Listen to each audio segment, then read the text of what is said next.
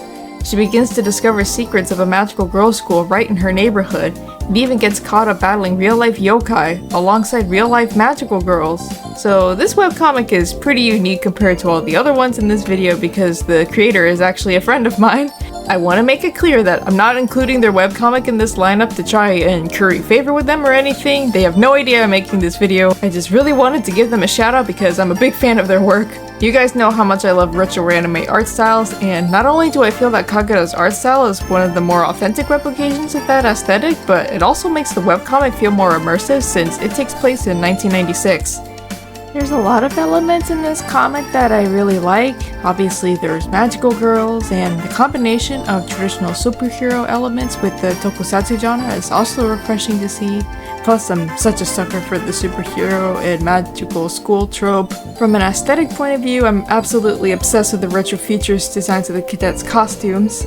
Characters have really fun designs, whether they're transformed or not, with a wide variety of different color palettes and ethnicities across the cast, and everyone's personalities feel so grounded and distinct. They have such clear goals and you really care about whether they achieve them or not, which really comes together to give this story heart and feel extra sincere. Cadet Plum is my favorite. She's just such a sweetheart, but Cadet 𝚖𝚘𝚎 is also tied for first place. He's absolutely adorable, and I was torn between who I wanted to draw between the two for this challenge, but in the end I decided to go with Cadet Plum just because I love her pink and purple color scheme. Her hair was a lot of fun. Kagura has a talent for giving every character they draw the fluffiest hairstyles imaginable, and I really wanted to capture that as best as I could here. I'm also not used to drawing hairstyles where one eye is completely covered, so it was an interesting challenge to replicate that without turning her into a cyclops, and I think it came out somewhat acceptable. Honestly, when looking at my art progress, I can see a lot of improvement ever since I discovered Kagura's work, and I learn a lot from looking at their style and designs. One nifty detail about Star Ranger's development and origins is that the main protagonists were actually Pokemon fan characters. Eddie herself was a Piplup Ginjinka, her friend was a Pikachu, another character was a Tepig, and so on. If I remember correctly, they ended up being turned into humans later on, but as Pokemon trainers before the star theme was chosen for them, and then they became original characters not connected to any other fandom. I just think that's the coolest thing ever, especially as someone who can get ideas for stuff in the most unexpected of places, and it's so fun to see how far ROCs can come over the years. Plus the way Kagura draws Pokemon and animals in general is absolutely freaking adorable. They're so chonky! Okay, I think that's enough aggressively complimenting my friend that I can fit into this video, so let's see what our final piece will be. Last but definitely not least, we have our magenta character being represented by Anonymous from The Wotch. The TV tropes page for the comic summarizes it as, "So, this one time at band camp, a teenage girl found a magic flute that revealed to her that she is the Wotch, an extraordinarily powerful magical girl who appears once in each generation. Her magic is discovered by two boys shortly after she transfers to Tandy Gardens High School, and the three wrestle with magical emergency after magical emergency, brought on by a shadowy big bad figure. Hilarity ensues, and no gender is safe." This series holds a special place in my heart because it's actually the very first webcomic I've ever read. Unless you count Naotomi's The Pet Patrol Revolution strips on Neopets, which I was absolutely obsessed with as a kid. I don't remember exactly when I first started reading this webcomic, just that I was a preteen, so definitely at an age where I was too young for it, and let's see, it's been running since... Holy crap, 2002?! I'm never gonna get caught up on this thing, am I? I do have a lot of nostalgia for this webcomic, and since this is the first one I've read, I really wanted to include it in this video, but it's definitely not for everyone, so keep that in mind.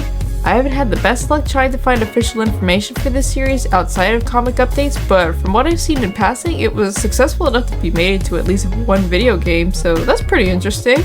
It's been a really long time since I tried to read this comic, but I remember Jason standing out as my favorite character back in the day, and I also have a soft spot for Samantha, but then again I'm very biased towards werewolves, so there's that.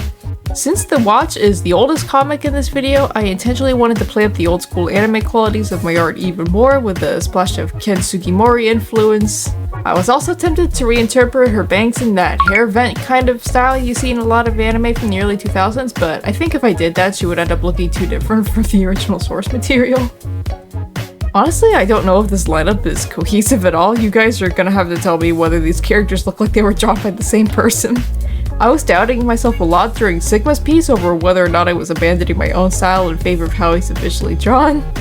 It was still really fun to step out of my usual pattern by drawing each character with varying shapes and proportions, and I want to be able to do that more naturally by default, but part of me is worried that I implemented those techniques too suddenly here. And yeah, as you could probably tell, it took me way too long to realize that I forgot to add the color variations to the shading until I was in the last stages of adding the finishing touches, but thankfully I was able to catch that and make those changes because I never would have forgiven myself if I only realized my mistake after I'd already posted her online. I think by this point I was starting to run out of steam and run out of time to get this video done and uploaded on YouTube, so that additional pressure was causing me to make more sloppy mistakes like this. And with that, we've completed our final drawing, so now it's time to see how they look all together. Okay everyone, let's do a recap on all the webcomic characters in this video as we fill up the wheel.